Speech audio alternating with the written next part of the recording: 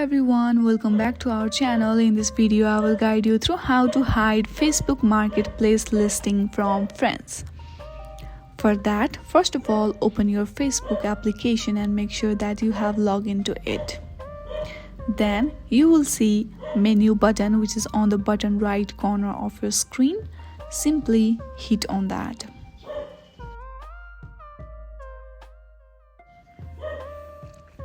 Then you will see marketplace option. Hit on that. On the top, select human icon and then select your listing. From here, create new listing and add all the credentials. Once you do that, there you will see an option of hide from friends. Simply toggle on that option and you are good to go. I hope you like this video. If you like this video, then please do not forget to like and subscribe to our channel. Thank you for watching.